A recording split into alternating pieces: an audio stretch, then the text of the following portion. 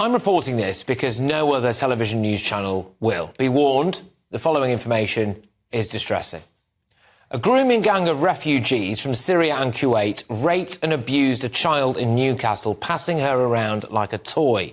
Huzaifa Al-Aboud and Omar and Mohammed Badreddin subjected a 13-year-old girl to repeated rapes, taking it in turns, leaving her physically and emotionally scarred for life.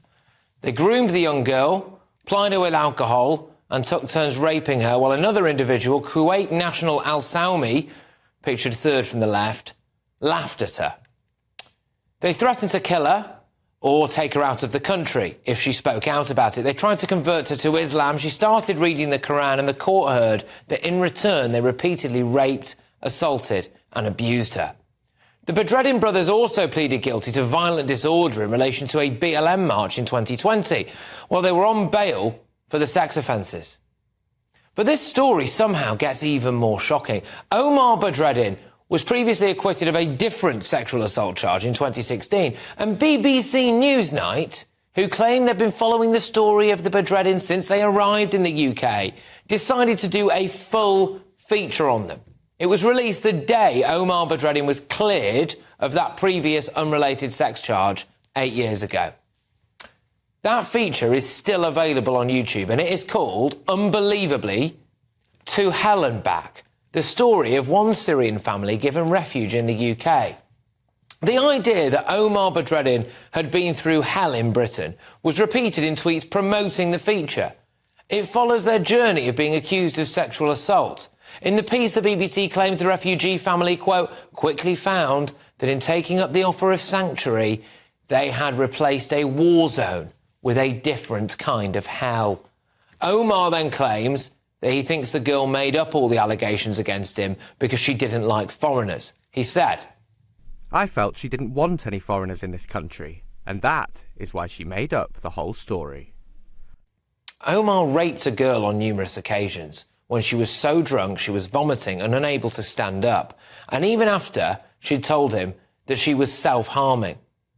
The BBC Newsnight piece also makes the claim that Syrian men in many ways were less sexually experienced than the girls they were supposed to have attacked. The BBC journalist said Omar told her he'd never even had a sexual relationship of any kind. Now, the BBC Newsnight reporter, Katie Razzle, wrote after they were initially found not guilty of sexual assault in 2016, Omar Badreddin's father, Marwan, in the public gallery, began to cry when he heard the verdict. But when I walked into the Badreddins' home this afternoon, there was little celebration, and the tears shed were not of joy. The family told me ever since their son's arrest that they'd felt humiliated and dishonoured. In Syrian culture, this type of accusation is so damaging to their reputation. Omar is now serving 18 years for multiple counts of child rape. His brother Mohammed is serving 13 years. Of course, the BBC were unaware of the awful crimes that he would go on to commit. But it doesn't end here.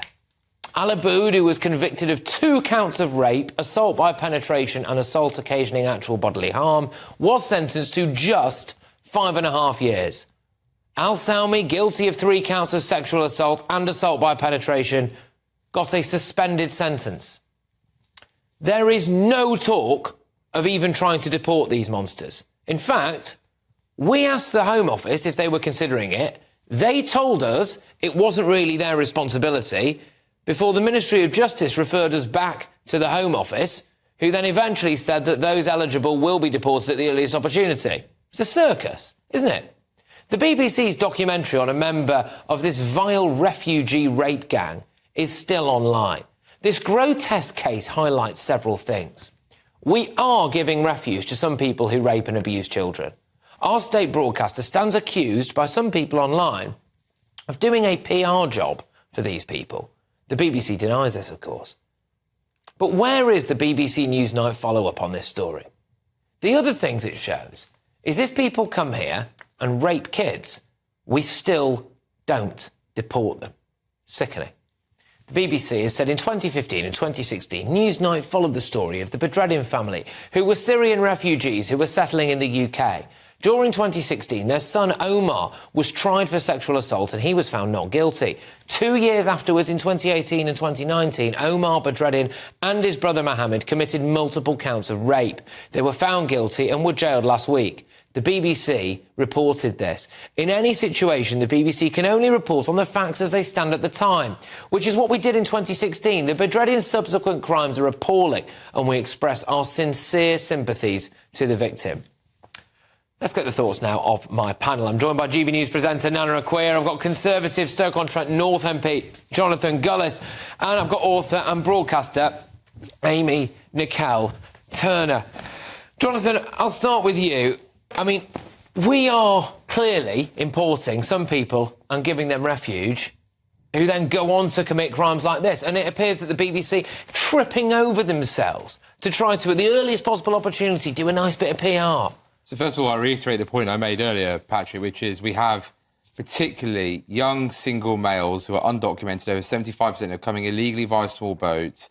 We have no idea who they are. We have no idea if they've committed any crimes in their country of origin. We have no idea what their intentions are. Therefore, they are posing a danger and a risk to the residents of our great nation, and they should be automatically detained, not kept in the hotel where they're allowed to wander off and disappear into the night. That's happening far too regularly, which is why we must build our detention capacity and then make sure that schemes like Rwanda are getting off the ground as soon as possible. Now, with regards to this particular case, if we have to do some deals with countries like Syria in order to immediately return these people, then we should be willing to do those deals.